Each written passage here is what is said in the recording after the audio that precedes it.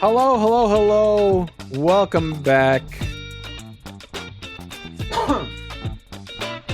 Welcome back to the Trio of Positivity podcast. I am Christian, joined by my fellow co-hosts Miller and Boopin. Boys, how are you today? Yeehaw, babies! Yeehaw!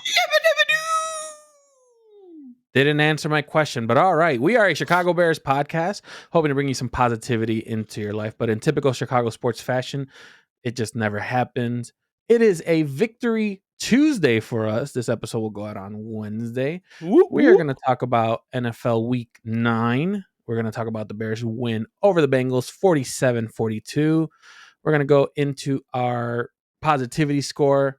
We're also going to go into the following game of the Bears versus the Giants at Soldier Field, give our prediction, and we end it off with our fantasy recap. Boys, let's see if we can get this question off right this week. Can we have some excitement in this fucking check from the host? What do you mean? Listen, God, sometimes the most you have to be motherfucker I've ever heard. Sometimes you have to be even keel. You know, you have Fuck to be that. Not after that game, you know. Yeah. Did you watch it? What do you think we were excited about? Well, hold on. We'll save that for the Bears and Bengals recap. We don't have to talk about it now. But Miller, how was your World Series? Yeah, there you go. That's exactly what my whole point was when I asked a question about the NFL Week 9. I was waiting for a MLB update here. So, Miller, what do we got?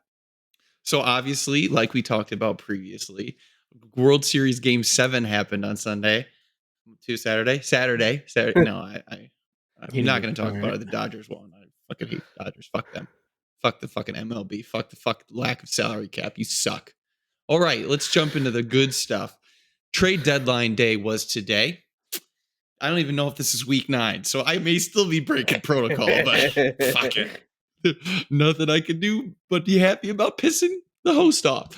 Oh, I'm on a roll today. Trade deadline was today. This was the second busiest trade deadline since 1990. The only one that was busier was in 2022. The big trade for the day, I'm going to hit them really quick, was Quentin Williams going from the Jets to Dallas for a first and second plus a player. Sauce Gardner going to the Colts. Looks like they're going all in with Daniel Jones. The Colts gave up 2 firsts plus a player. And then the 2 offensive guys is Jacoby Myers going from the Raiders to the Jags for a 4th and a 6th. And Rashid Shaheed going to Seattle from the Saints for a 4th and a 5th. So pretty active trade deadline. Those were the biggest names that got moved. Everything else pretty minor, but damn, some big names at the market.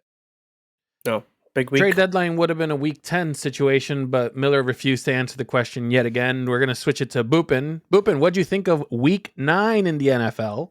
People, the books fall back. Underdogs balled out in week 9. Arizona, Panthers, Denver, Seattle, Vikes, Bills, they won outright. They were all underdogs. Falcons and Raiders and Tennessee even covered.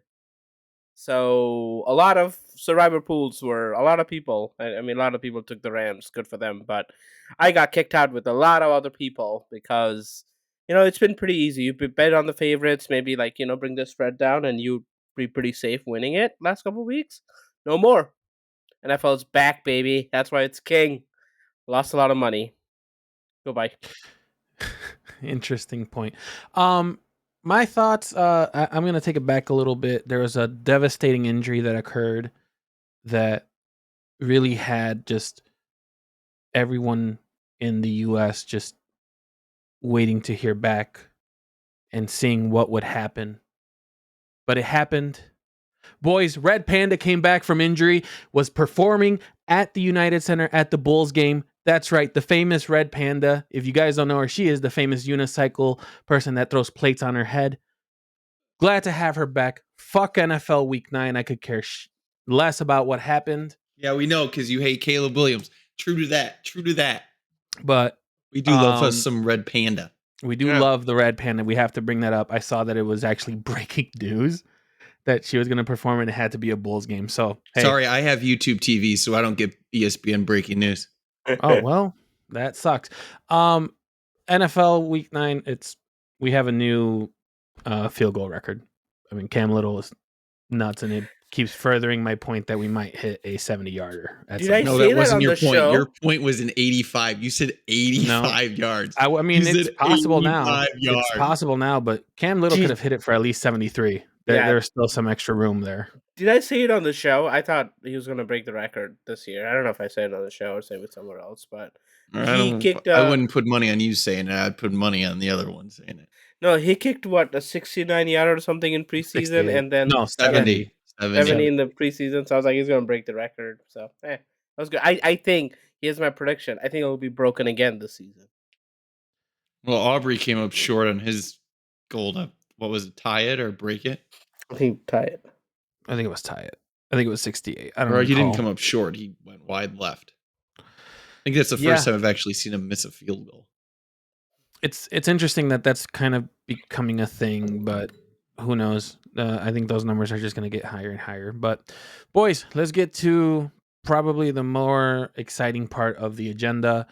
We're going to recap the Bears' win over the Bengals in a who didn't want to win the game, basically 47-42. I was wrong with 14 points, but we're not going to start there. That's why I'm still here, ladies and gentlemen. We're not going to start Wait, there. I thought you meant 41, Chris. Did you mean 41? That's how much Bears? Oh, because I'm dyslexic. Probably, yeah, sure. Yeah, that's very close. That's a good guess. It's very close, yeah. But you know what? We're just gonna give this moment off. It is everyone's favorite segment of the show.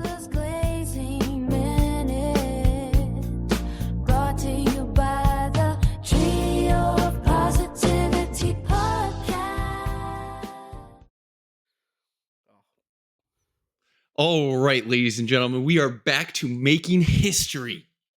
Caleb Williams is the first player in NFL history to have multiple pass touchdowns, multiple receptions, and a receiving touchdown in one game. That's my quarterback.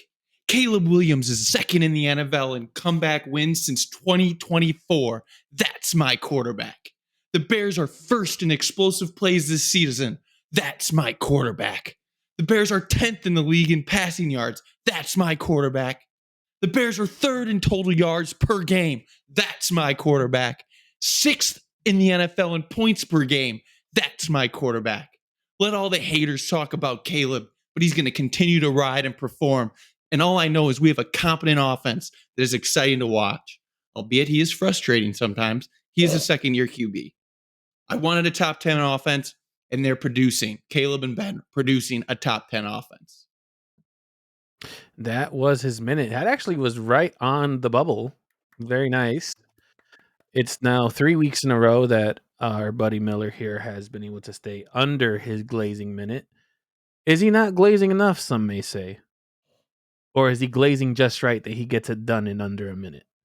Boopin, your thoughts on Caleb Williams?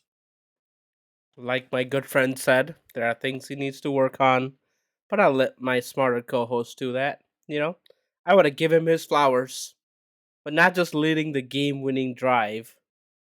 But did you see the pick going around of him before the drive? I think they had just scored and we're getting the ball. And did you see the man on the sideline? He was cheesing. Man, it's good to have a quarterback who can go and win it in the fourth quarter. Who doesn't love a comeback story,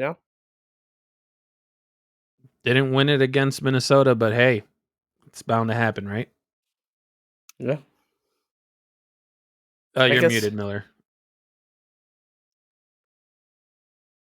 You're muted. All right. You muted me and you didn't even unmute me. All I don't have the ability to unmute. Sorry. Yeah, you have the ability to mute. No, I promise. No, I promise. I wouldn't say that. You wouldn't lie to me. Wink, wink. No, I wouldn't. I mean, bottom line is Caleb looked a little rough in the first half for sure. He was missing some throws. But I mean, again, I go back to what I've been preaching. The guy is putting up consistent 50, 60, 70-yard drives throughout the game. I think we had one punt this week again. So it's just like no turnovers, no even two punts this week, no even turnover-worthy throws this week. He was hitting the ball where it needed to be. His accuracy was a little sketchy, definitely in the first half. But when he came out of the second half, I don't know how much steroids or I don't know how much smelling salts or what they gave him in the locker room at halftime. All I know is he came out and he was throwing bullets down the field, deep, explosive plays to Loveland multiple times this game, to DJ Moore, to Zacchaeus, everybody. And he was hitting them all over the field. And it was exciting to watch. I mean, they put up 47 points. They shouldn't have needed to put up 47 points, but they put up 47 points. And it's just like, it was impressive. And then the game winning drive again, seems like every time this guy comes in under 2 minutes, needing to get a scoring drive, he gets it done. Very impressive, like Boopin said. This was a great game for him. I think it's another time. Miller, you might know the answer to this off the top of your head, but how many games now this season have we scored on our first game possession now? Do you recall? I think maybe, I know we didn't against the Saints, I think. But I think we've almost gotten the majority. We've gotten a touchdown, not just a field goal, but we've gotten No, field goal. Most of the time it's field goals. Well, this one was a touchdown, but I mean, I think this is probably one of his best all-around games. There was some bad throws. I think he is the master of his own chaos. I like Where that. he creates chaos when it's not necessary, and then sometimes when there's not chaos, he's like, I feel like I need to run for my life to make something happen. But good game for him. I do believe that there was other standouts on that side. So speaking of standouts, Boopin, who's your standout performer of the game? I said it last week. I'll say it again. Mr. Darnell Wright, please come accept your award. He was graded, cover your ears, PFF 94.1. Oh my God. Best in the NFL for run blocking, and he was like 80 for pass blocking. Only around one hurry up in 47 snaps. Come, please accept your award. Thank you. I'm sure he's very happy to hear that you're giving him that. Miller, your standout performer. Well, thanks to Darnell Wright, my standout performer is our 7th round pick, Kyle Monungai, who put up in his first NFL start almost 200 all-purpose yards, 176 on the ground and 22 in the air. It was impressive to watch. He came in like a little fucking bulldozer and he was playing hard. He was hitting the holes and he was hitting them hard, getting short yardage, getting long runs. He was a very impressive person to watch on that field on Sunday. If you look at the next gen stats, he had the highest rushing yards over expectation in the league. The average rushing yards was 6.8, and the average rushing yards over expectation per attempt was 2.47. So that is what you're dealing with. And if you remember what we talk about DeAndre Swift, historically, he's one of the worst in yards over expectation. So it's really interesting to see what's going to happen here going forward with Swift and Monungai.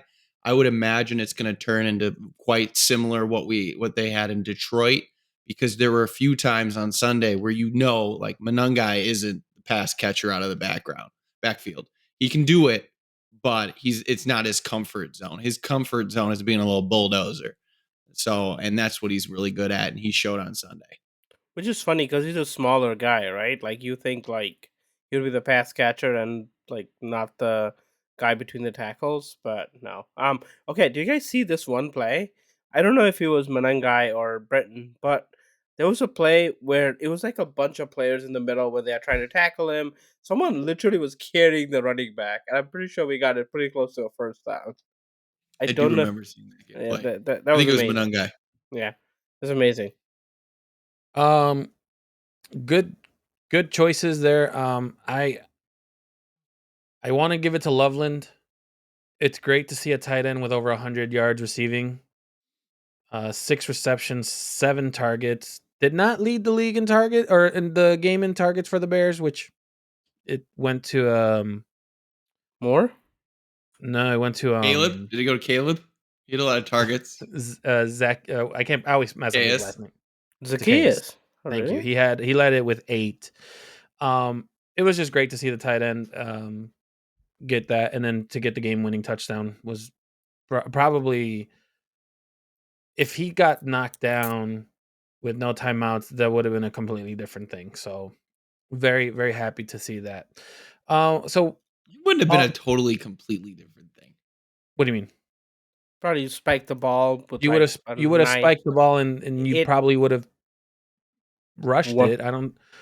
It was in the middle of the field. Everyone would have had to run up. There was no timeouts, so It was like 25 seconds though, right? It was It was like like it depends. If he went 30. down like right away, then you're looking at like I'm talking first 10 contact seconds tackle. left. Yeah, But first contact tackle. So, he managed to stay up and helped us win the game. Since we kind of talked a little bit about some offensive players, is the baby safely in the water now? Are I we think keeping the baby in a good mood? I, I think you misunderstood the saying. I don't care. This is the baby floating with floaties. How do we feel about this offense now? Just in general. Oh my god. Okay. Only 2 punts, 1 miss field goal, 2 field goals, the rest were touchdowns. Trick plays galore. I'm a happy customer. Yeah, I mean the offense. I feel like it really came together this week. And the nice thing about watching this offense is it's not really dip and dunks. I think I didn't hear very many people bitching about screen passes. Most of the screen passes that we'll get into in a second were really trick plays, but there wasn't too many trick plays. There was a lot of plays down the field.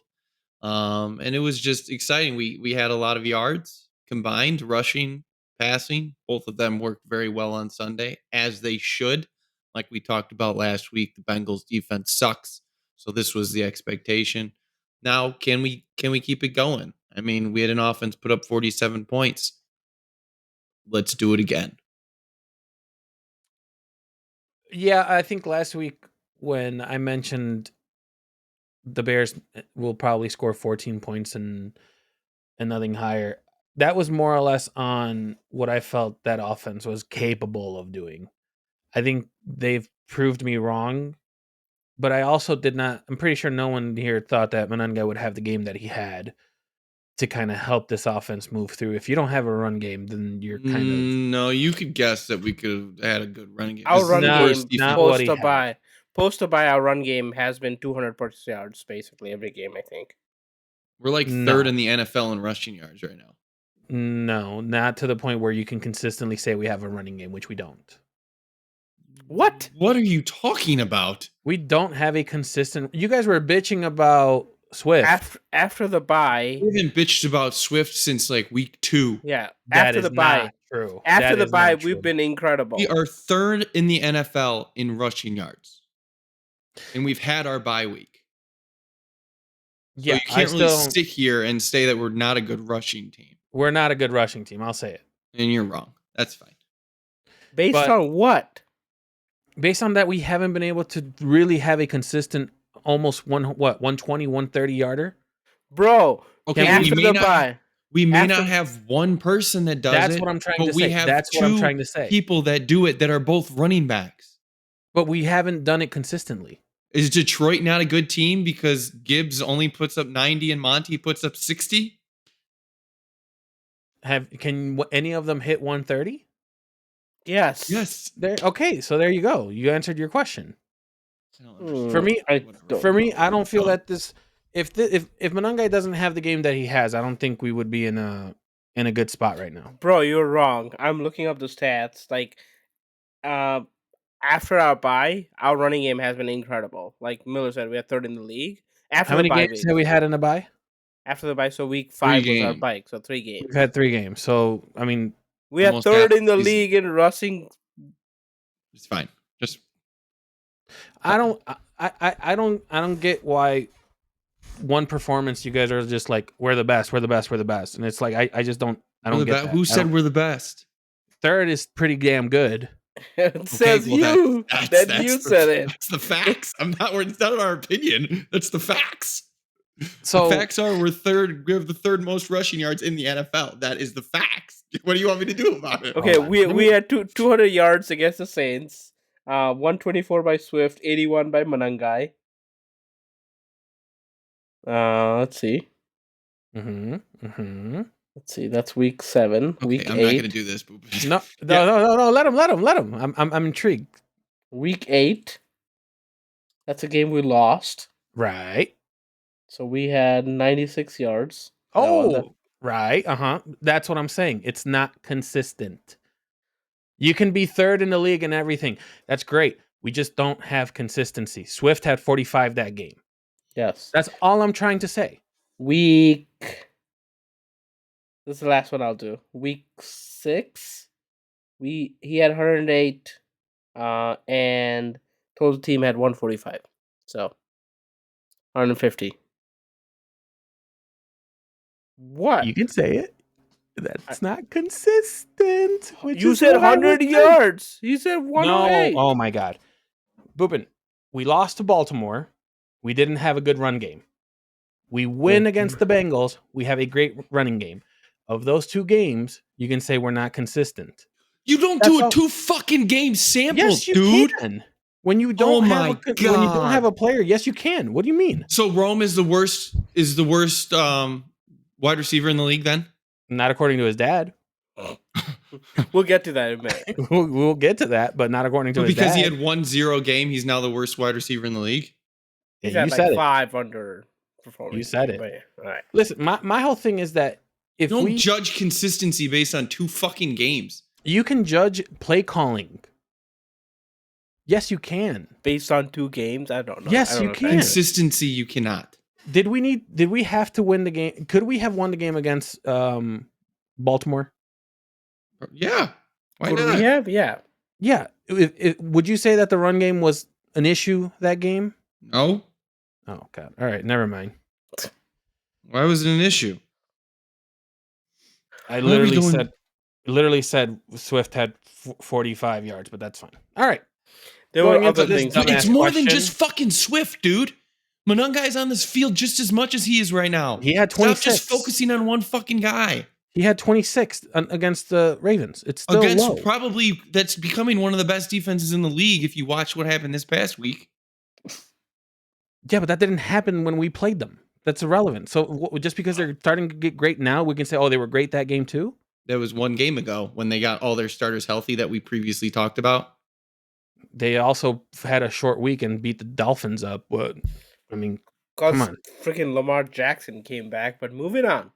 All right, going into this dumbass of a question. This is the first time we've seen Ben Johnson really dive into his bag of tricks during the game.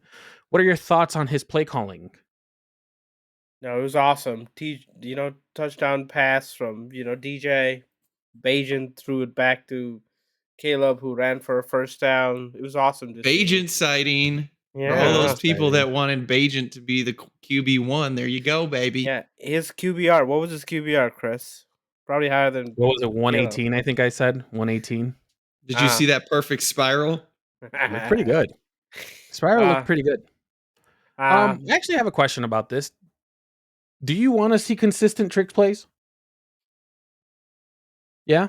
I got a head nod from Boopin. I'm waiting to hear It'll from be Miller. interesting to see what happens against good defenses. Yeah. I kinda think what I this was was pretty thinking, too. extreme, to be honest. Yeah. I did read something about apparently Ben Johnson in one of his interviews. He said that in watching the DBs, they get very too focused on the ball, so they react to the ball rather than the overall offense, which is why the trick plays were so successful. And I think one of the reasons why he ran so many of them, because he found this weakness in their defense and exploited it. So I don't expect to see a lot. I mean, we haven't seen that many this year, so I wouldn't expect to see a lot. I think there was this game, and obviously this poor of a defense really allowed them to take advantage of it. Yeah. I think there had to be some kind of confidence going into, especially I guess you call it a double flea flicker? Kind of? What do you call What would it? you call that? I don't know what you call Which that. one? The one back to Caleb. Yeah. What would you call that? Not a flea flicker. No, but it's kind of ish. Double pass? I don't know what you call that. I Double guess. pass. Yeah. Oh, I wish they come up with I'm sure someone will come up with a better name. But yeah, like, I I'm think sure it will be like Benny Special or something like A that. Benny oh god. I love that Philly special has been a thing. Like everyone does it now. It's kind of cool. But no, like I was saying, Bengals, they've historically been bad. I think they're on pace to be like the worst defense in the league. So, like, there's a lot of players playing who probably wouldn't get a chance, or they're playing more than they would normally. So, like, I think that's what he was into. Like, they're probably over pursuing, they're just giving it their all without, not being NFL, regular starters. So I think that's what he took advantage of. But it was beautiful to see, man. Like, kind of gives me confidence. Like, obviously, if it had not worked, it would be dumbass. It would be bad. But it worked. It looked beautiful. It gives me more confidence in our offense that we can do things like this. You brought up the defense for the Bengals. They got hit hard on social media. They didn't want to do press. One of the offensive players in the locker room decided to go off on them. Chase Brown, yeah, the running back. You're talking about the Bengals defense, right? Yes, yeah. Jamar Chase was seen walking in the tunnel and just saying that they just needed one stop. No, that's not what he said. He said one fucking stop. Well, hey, I'm trying to paraphrase as much as I can, but I mean, like, think about the other game too when they lost to Steelers, Jets. right? It was back and forth. Jets. Oh no, Jets. So 3 games in a row now. But it's just 2. The Steelers game was pretty close too, wasn't it? The Steelers game was close. It was pretty close. You're yeah, right. so I feel like 3 games where offense has done their part, right? No, like, Bengals are on pace to be the worst defense in the NFL ever if they keep up with this pace. It's been fairly historic, so I get it, man. And Joe Flacco is going to be going for MVP if he keeps up his pace. Brother, can we listen? I know we'd like to talk shit about other quarterbacks and stuff. I got to give props to Flacco. Almost 500 yards passing. That's impressive. I mean, on a AC joint that's like probably hanging off the shoulder. Yeah, like, props to him. I was actually gonna have him be a standout because of, like, just that alone. And I don't think you guys would have hated it. I mean, obviously we want to keep it Bears focused, but we got to throw some flowers his way, right? I would think. Yeah. I mean, he made some impressive throws, but we're not going to talk about at the end of the day, our defense didn't do enough. We didn't create pressures. We got 3 sacks, but outside of that, he wasn't pressured a lot because when he did get pressured, you saw what he does. He pulls the Tom Brady. The knees go down, the body goes down. If he senses even an ounce of pressure, he's going down because he's fragile.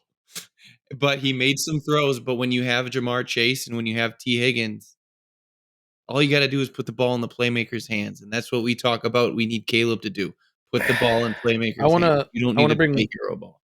I want to bring one point, and then we'll get into the next point here in the agenda. But are we surprised the Bengals didn't make a move, give up any of their offensive pieces here?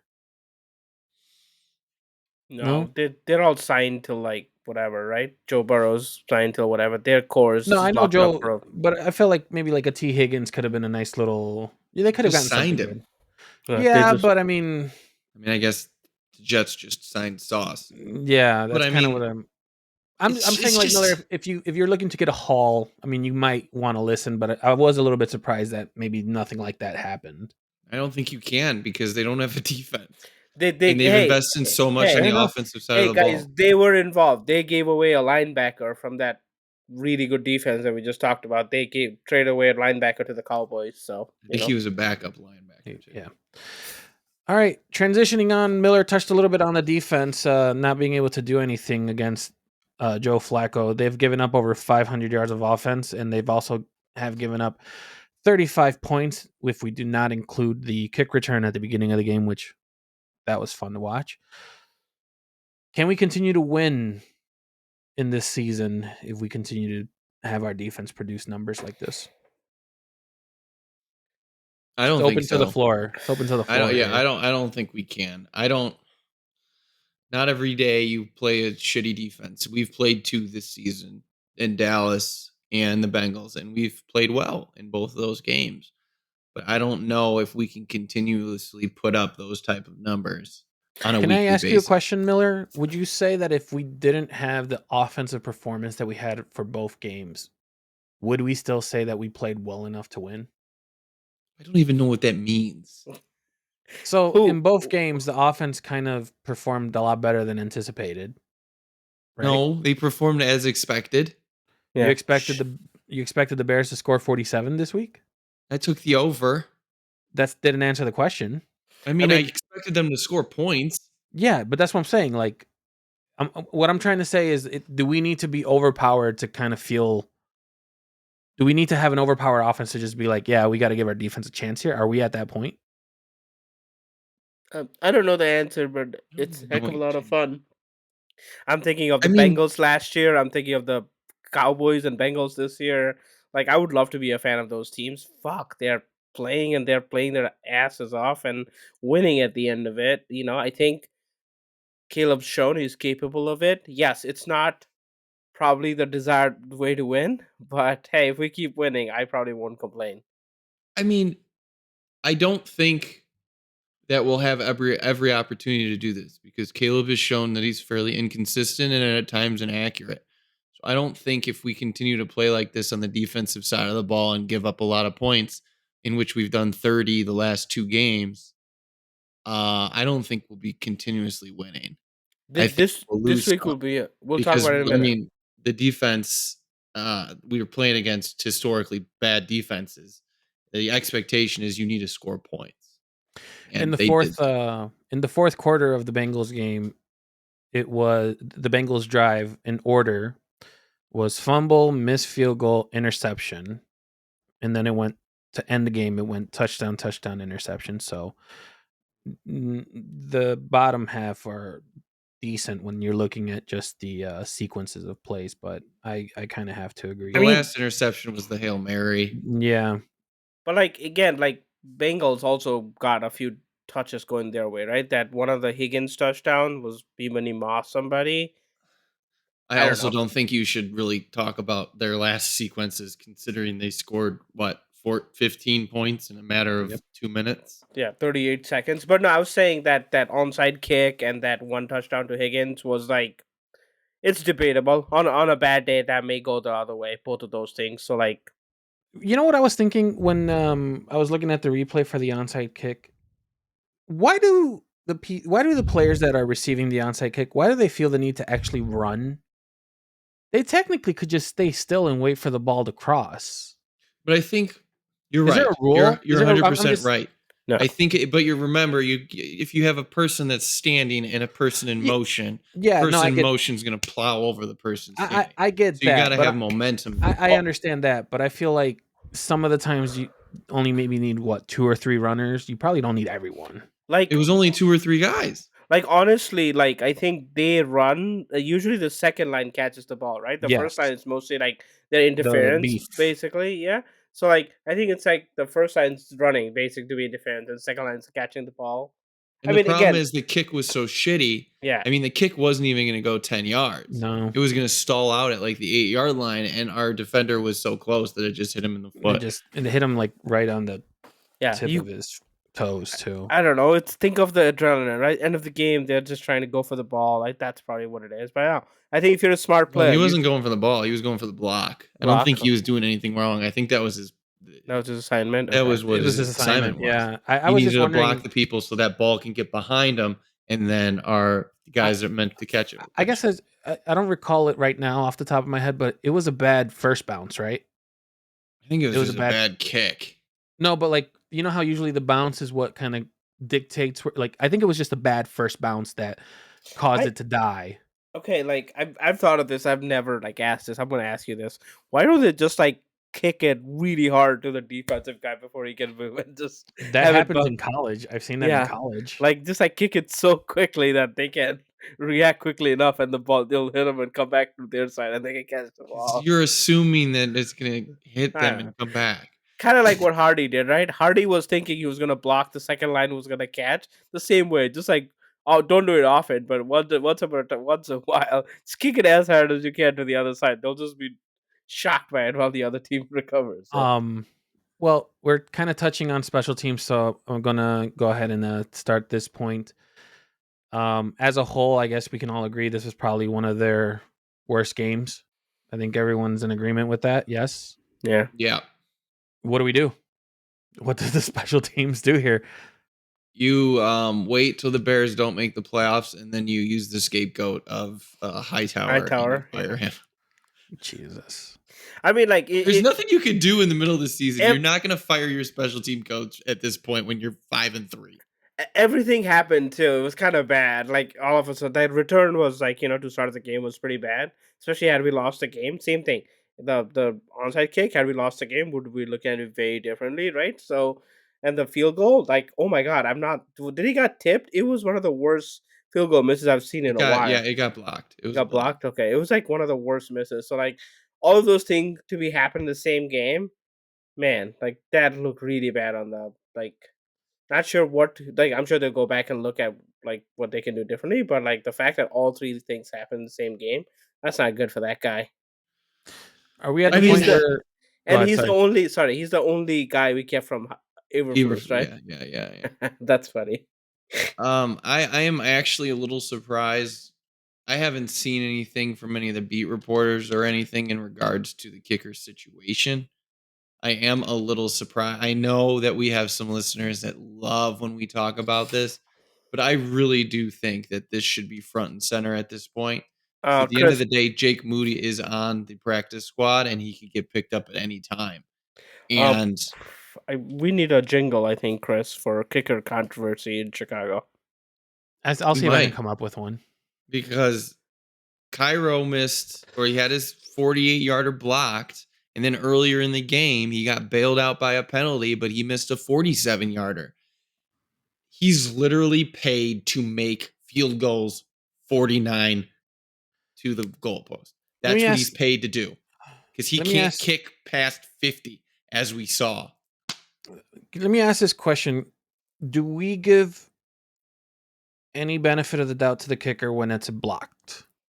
Are we I think blaming you the give a line? little. I think you give a little bit, but I think it also depends on distance.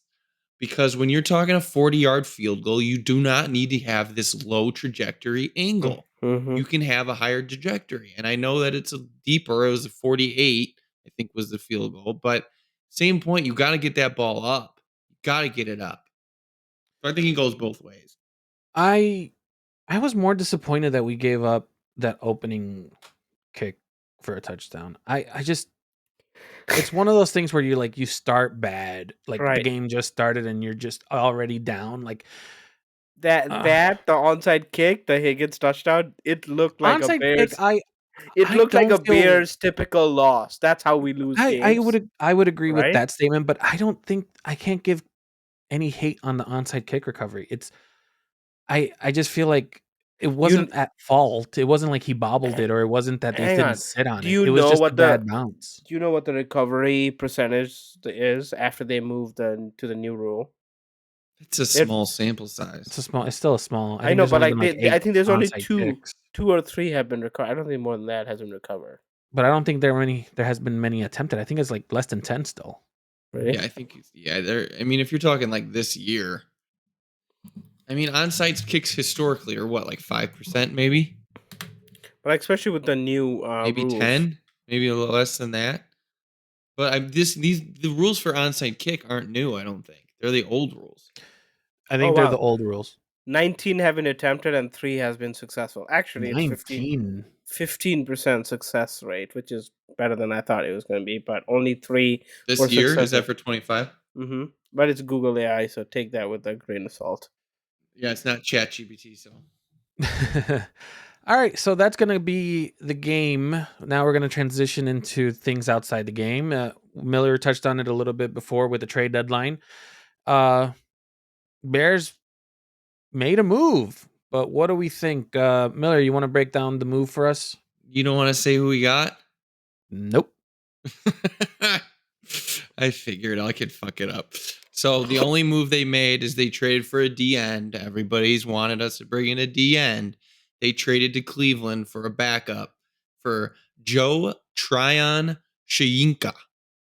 That's close enough. All right, So we traded Well a done. 6th for Joe Tryon Shorinka. Fucked it up that time, and a 7th round pick. So it was a swap for a 6 and 7, which was kind of what I was hoping for today. I didn't want them to go all in. So I wasn't too disappointed, but they were relatively quiet compared to the historic polls trade deadlines where he's usually throwing around second round picks like they're candy. So interesting to see. Don't know what that means for the overall goal or scheme of the team because obviously we have some pretty big needs as far as the defensive back room. Our cornerbacks are pretty shit. And then our defensive front is pretty bad. As far as the guy that we got, like I mentioned, he's a backup from the Browns. He was a former first round pick drafted by the Bucks. I think he has about 15 career sacks. He's been in the league for about 5 years now. So he didn't get much playing times with the Browns. Obviously, they have a pretty good defensive front over here. His stature wise is very similar to Dio. So he's long, he's lanky. So we'll see what happens. Let's see if he can turn into anything. He's going to be a rotational piece. Him, I think Dominique Robinson, Hardy, and then Austin Booker, everybody will be on there, and they'll just try to rotate the defensive guys opposite Montez Sweat. Do you guys know what FedEx Chase Claypool is working on these days? Oh, God. All What right. do you got? That's all I should have made a bad joke about Mr. You literally Poles. just asked a question. Good Lord. That You was can't the have a best you joke could as a come up with. question. God. What FedEx Chase Claypool? Jesus. I have a question for you guys because I think we're at a point where we can ask the NFC North. Everyone's either 500 or above. Bears Yeah. are tied for second at 5-3. Why do you think the Bears didn't consider themselves buyers at this trade deadline? Do you want me to go? Anyone? It's an open question. I was looking at Boopin.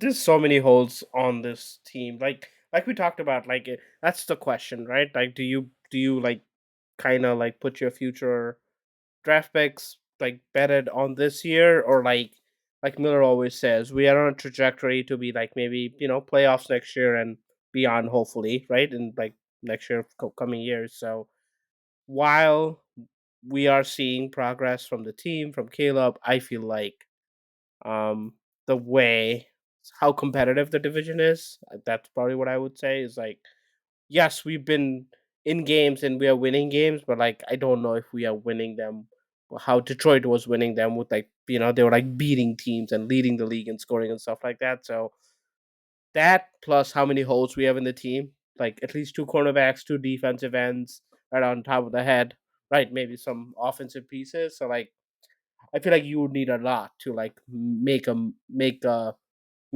all the way is what I would say probably. I honestly don't know if we're that good. I mean, we say this about other teams all the time, but if you really dive into our schedule, who have we beaten that's worth a damn? I think our best win so far was against the Washington, Commanders, yeah, and Washington. that's looked like shit since then. Because they haven't won a game. Well, So it like, it was a reverse karma from last year. That's yeah. what So like, I mean, Juju. we really haven't beaten anybody worth a damn. So I don't know how good we actually are. And if Ryan Poles was smart, like Boopin talked about, we need multiple pieces because of injuries that we've had. So, like, are you really going to go throw around a second and third round pick to get in these guys that might be band aids? On Yeah, top of that, the other thing that we haven't really spoke about is we no longer have extra picks. I mean, Poles made that first round deal to get all those picks from Carolina, and up into this year, he's had those extra picks that he could maneuver with, throw them around, try to make something happen out of them. Now, this year going forward, we're talking about our picks. So we don't have those extra pieces that we can throw around and try to get players of the team. So I think it was a combination of just looking around the room and maybe realizing that we do have a long way to go. We can still fight. We can still win games. I'm not saying that we're going to lose out. I don't think we're that bad. I think there's definitely wins on the schedule, but I just don't know if we're a real contender at the end of the day. So at time also, of recording, sorry, let me just clarify with this question and then I'll give my response and I'll go to you, Boopin. At this time, are Bears a playoff team? No? Boopin's waving his head no. I'm waiting for Miller to. I don't know. I You mean, don't he know just or said no? we're not a No. good team. He just said we're not a good I team. mean, So we could my limp in. see the thing We have is 5 wins. I feel like with the way that the offense could produce you could definitely take a shot and people won't be mad at it. I think all people will be mad. I mean, I'm sure people will be mad, but what I'm saying is if there's one player or two players that you could come in and say like, "Hey, get us at least I don't know, in playoff contention into the playoffs and maybe win one playoff game."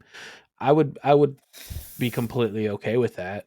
I think injuries are just something that's a little bit different, but Let me flip it to you, Chris. What yeah. position would you have traded for that would make us a contender? Mm,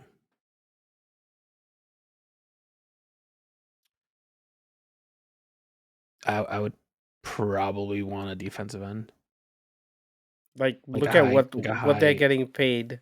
Well, Like, I mean, listen, no. no, but Quinnen went for second this year and first the following you're year. asking me from a buyer's perspective. Like I think that's it's. I take that mindset a little bit different, where it's like you're doing what you can to win right now. It.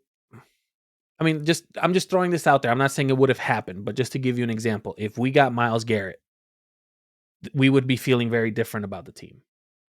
That one person, I don't know what we would have given up. Don't tell me to make a trade. I'm just giving an example. Pay him 40 million and give No, up but four I know, firsts. but what I'm saying is like if we got a name like that, and we saw what happens when you get one good player in Green Bay, you know, it can get you wins. I don't know. But They that's lost what to I'm the trying. Panthers at home. Yeah, but the Panthers are now what? We're 5 one and 3. loss up on them, I think, on conference.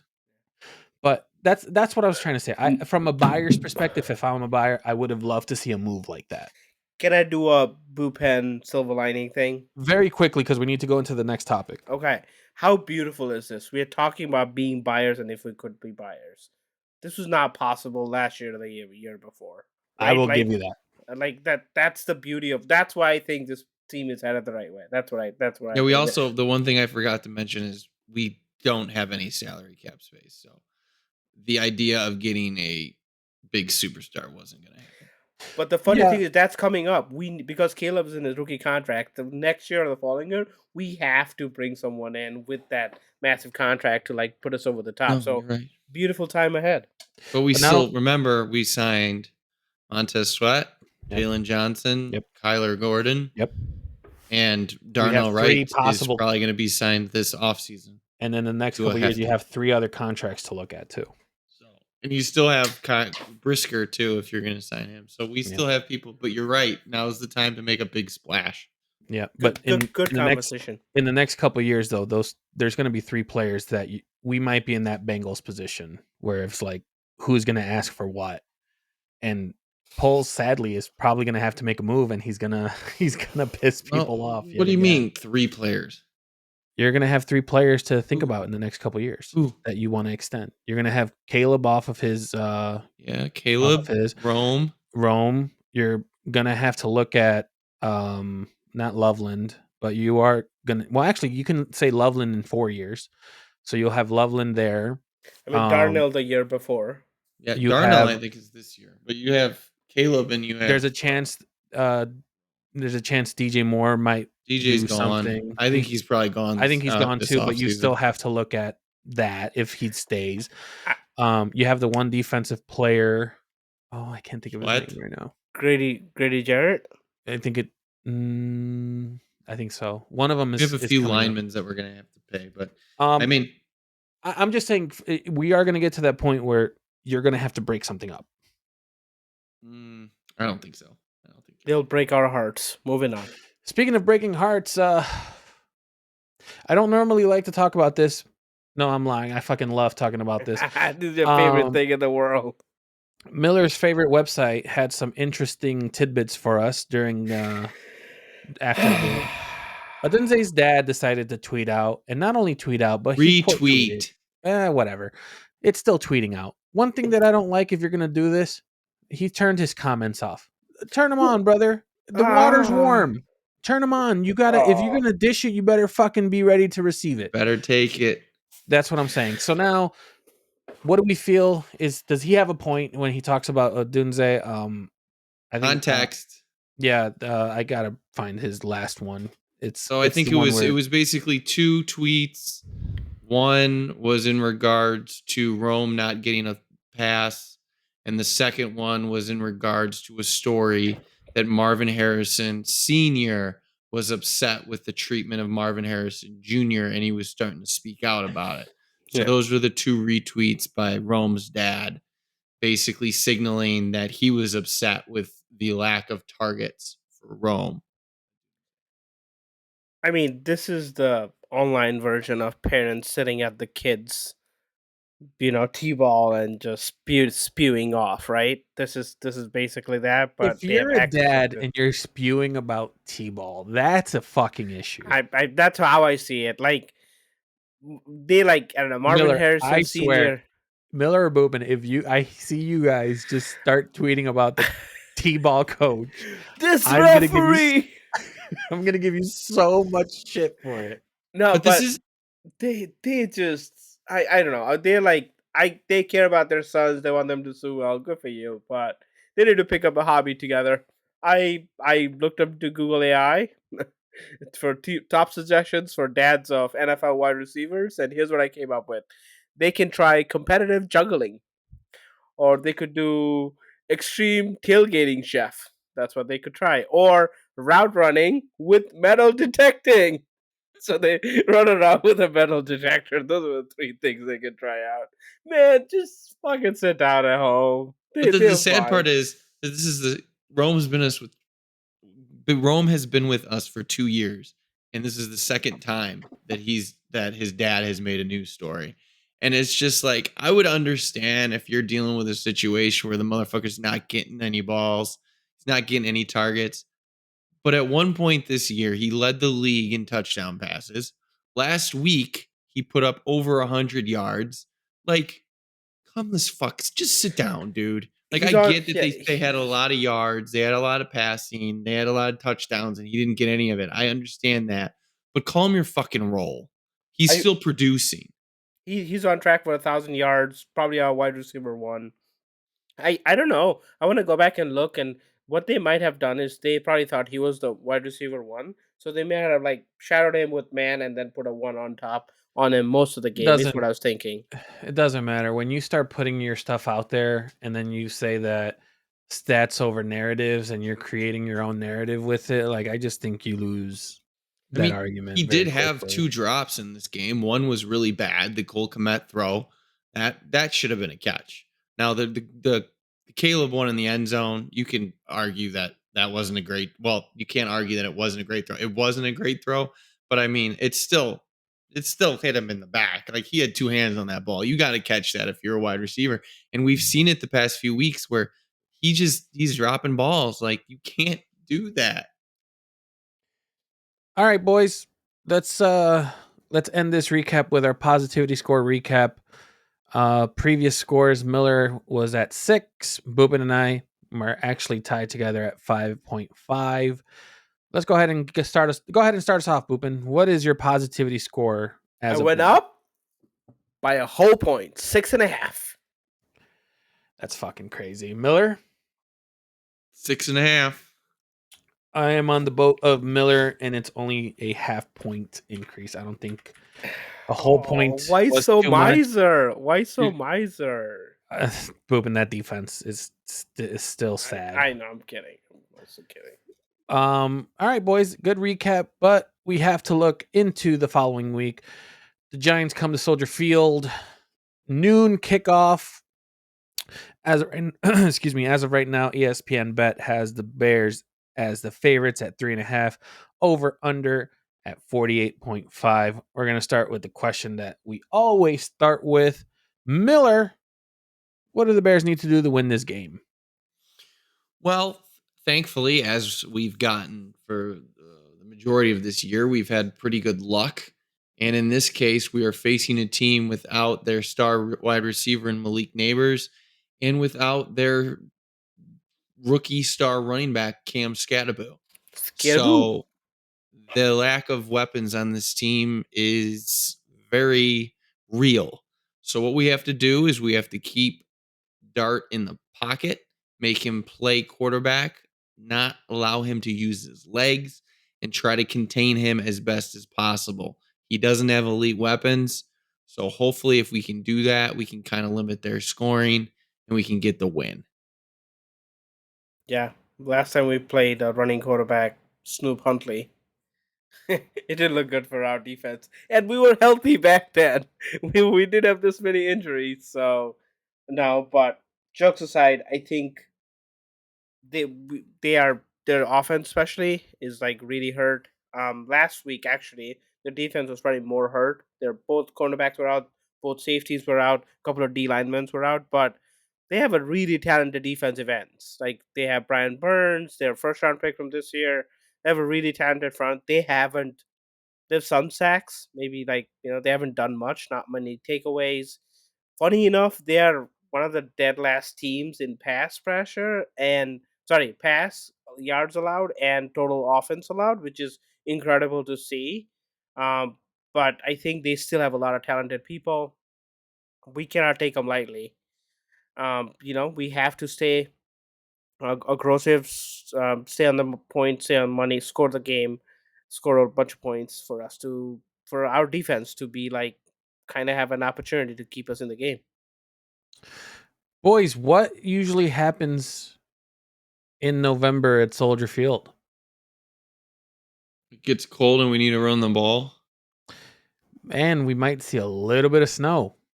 There is a It possible looks at front coming night. in. It looks It at looks like night. it is at Sunday night, night. but Mhm. it does reach into the morning, and so the field will be in typical Soldier Field Time to play some natural Bears grass. football. I Bears think football. it's run the fucking ball. That's what we need to do. We're not a Uh, very good running team. we're not a very good running team, so hopefully they can prove me wrong with their inconsistency. Hint, hint. Um, but yeah, I think this is the one game that we need to hit them in the mouth and play some very good football with the run game. I So genuinely think this is a really good test. Like we talked about, we've gotten lucky with Dallas, and I think they have their issues just like we do. But I think if we look good here, look promising, I feel like we may have some hope in Chicago. sure, I don't know what I could have said to that. But I will say I think this week we had a lot of injuries in the NFL, and it just seems to get worse and worse every time we kind of talk about it. But last point, what can the Giants do to win the game? Honestly, they're gonna have to look at the Bears offense to make mistakes and take advantage of it. Bears have been known to make certain mistakes, especially at home, and if they are smart enough, they're able to force some turnovers and get them close to scoring points. We have probably like the least turnovers in the league.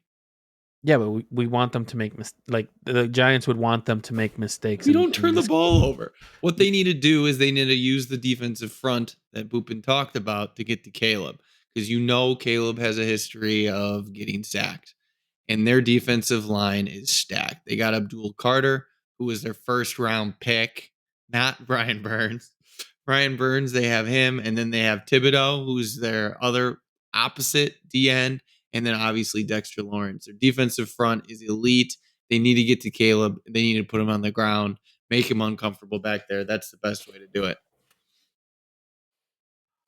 I think Um, he forgot that I was talking about weather being an issue in this game and making mistakes, but that's okay. Boopin, what you got?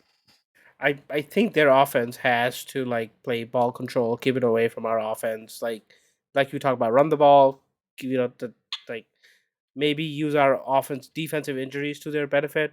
Just like stay on the field as long as they can, because I do feel like our offense can put up points this game. So They I think should.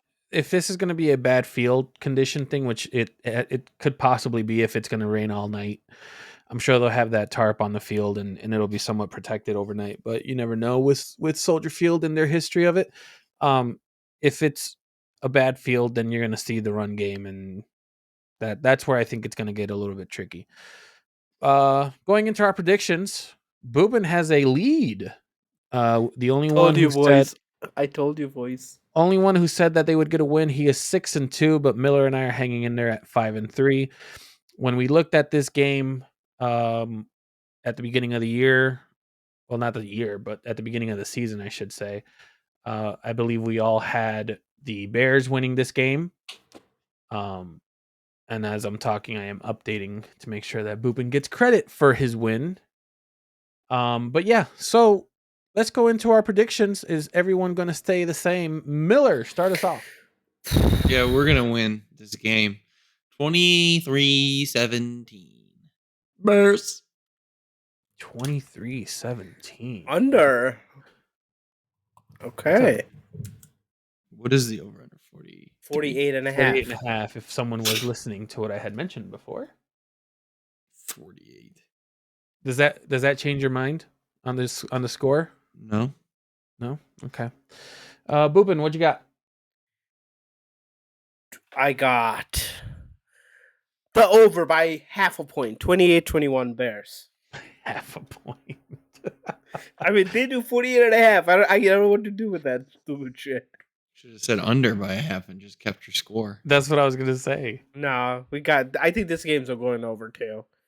Just like depending on how many cornerbacks they're out on their side too. If their cornerbacks are out, over is probably the bet.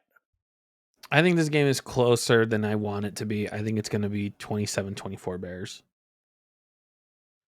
Okay, 51. Yeah, I don't know. It's very much a it's one of those things where if we should win this game and the other team just seems to make it closer than it should be. But All right. boys, let's end the episode with our fantasy recap. This is where we go over all the injuries and possible moves that you should consider making. Boys, start us off on injuries. What are we looking at? Man, they keep piling up. The Wonder Boy from last year, Jaden Daniels, he's got a broken arm. Looks like a clean break from what I heard. No ligament damage. So there is talk that he may come back this season. The question is Not coming probably back this season. the question is probably if they are relevant at that point, which they are not. They've lost a lot of games, so probably done for the year. But again, the injury, he should be good to go for next year. That's probably the best news here. Tucker Craft, oh man, the golden boy himself. He has a torn ACL, done for the season. It was his birthday too.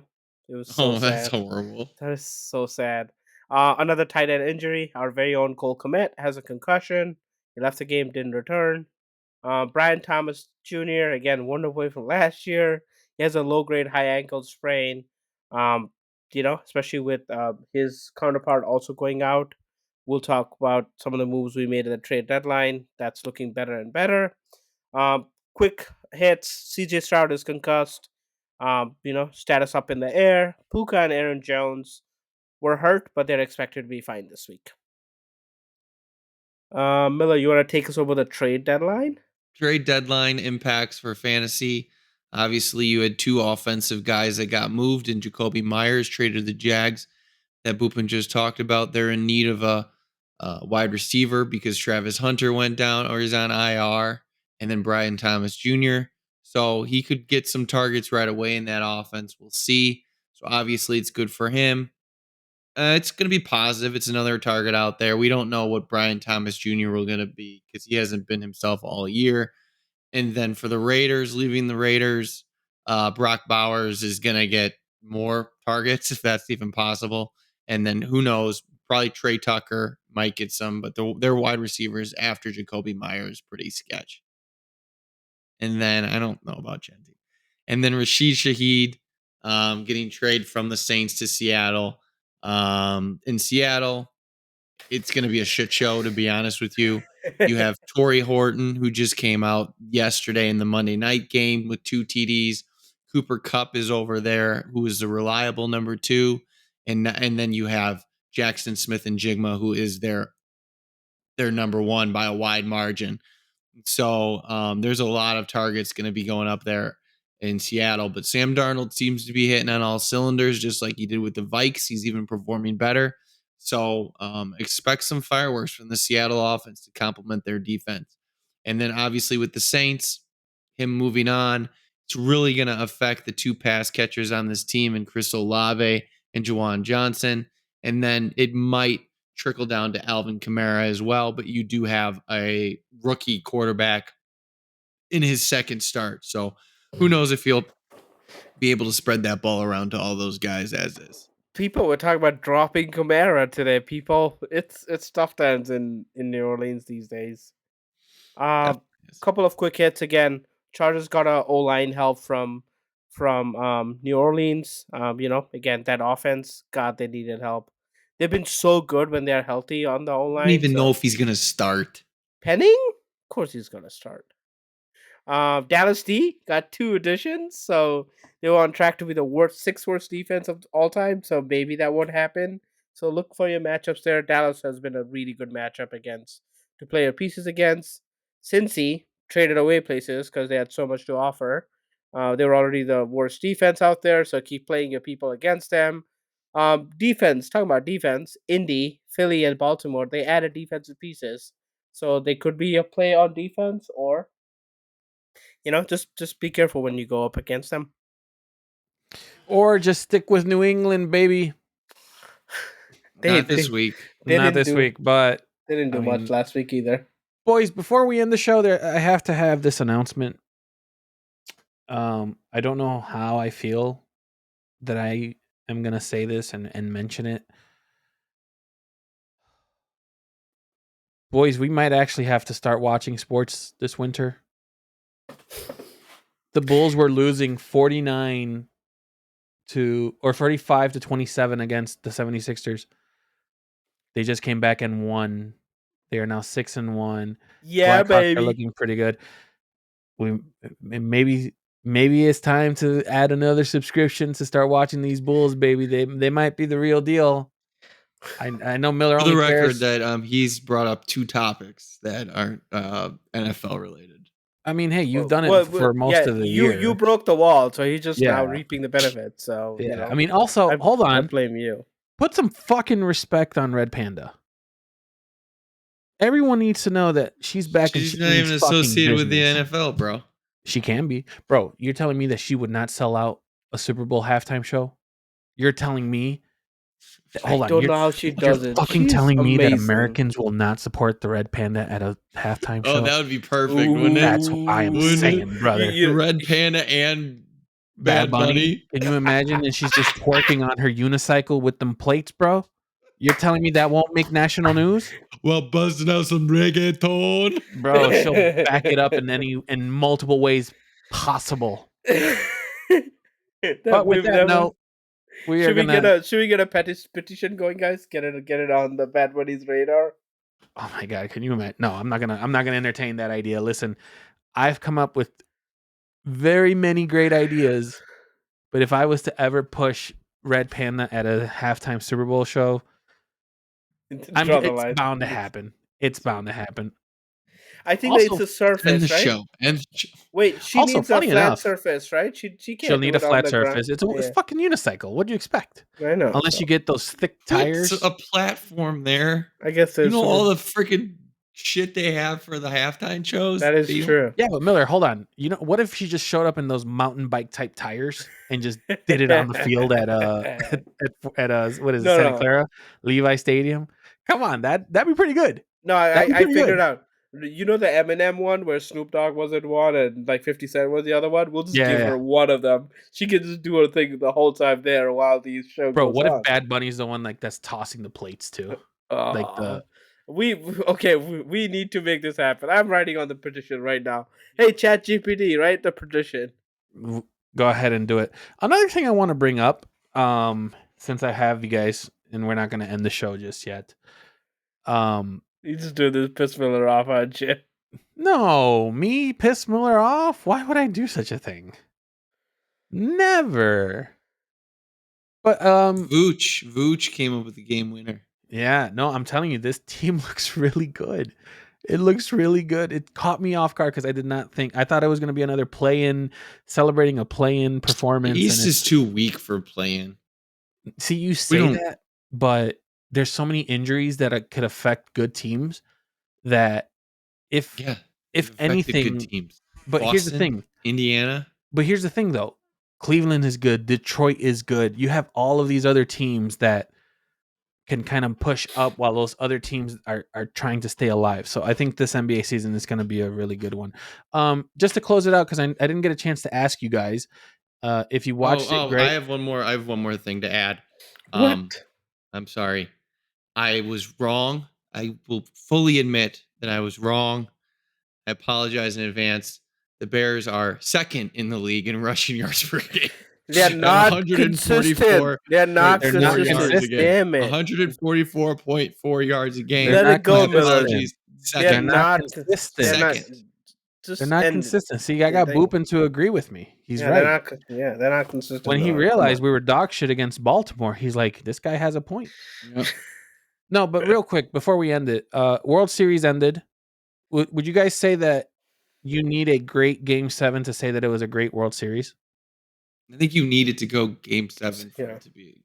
Yeah. But yeah, 100%. That Game 7 was also incredible. To go to OT, like Game 7 in hockey, like, you know, if you Stanley Cup goes to Game 7 and OT, it's like the best thing ever. I think that's what freaking baseball pulled off this year. I'm going to take the homer route and say that the Cubs were best World Series ever, but I think this one was number 2. To be honest, I think this was outstanding. The amount of like fuck ups it was in Game 7, like the situational plays, like the whole 9 yards. Game 7 lived up to every bit of it. Like tie the game in the 9th, like Jesus Christ, this is what. But here's the thing too, though. People are not like, I haven't seen it. I wish people would just say it. Toronto had every chance to win that game. They had so many fucking chances. They had it, and then to kind of lose it. Is it a collapse? They deserve to lose. Yes, they lost. Okay, Game but is 7. is it a collapse of a Game 7? I don't think you can collapse one game. I don't think so either. The Indians was a collapse against the Cubs. Who? The Indians. They were the Indians. Oh, they were. Weren't they? Damn it! All right, I'm trying to cancel. Yes, I got that right. But I don't think you can collapse in one game. I think a collapse is more serious. But they totally blew that game because they had so many chances where they only needed to get just play small ball. All they needed to do was play small ball. And someone was saying, "Why not do a suicide squeeze?" And I'm like, "Can you imagine winning the World Series on a suicide squeeze?" No, I was thinking that when I was watching it too. All right, I just wanted to hear your guys' point. We don't really get to talk baseball. Baseball season's over. The biggest news out there: Prop 50 passed in California. So yay! We are not. Editors, edit that political shit. Yeah, edit that political shit. No one knows what that shit is, so it's okay. It's the redistricting. Everyone knows what it is. But who fucking cares? We're a bunch of idiots that talk about sports. We're not going to talk about politics. Gamble responsibly. I think we need to say that at some point. Vote responsibly and make sure you're legal. With that being said, we are ending the show there. Thank you guys so much for listening. Make sure you hit the like and subscribe button. If you have any feedback, send it to us. We don't give a shit, but fuck it, try it. But that's going to be it for us. Someday we'll come to the future to get some positivity out of Chicago sports. But until then, we suffer together. Bye. Bye.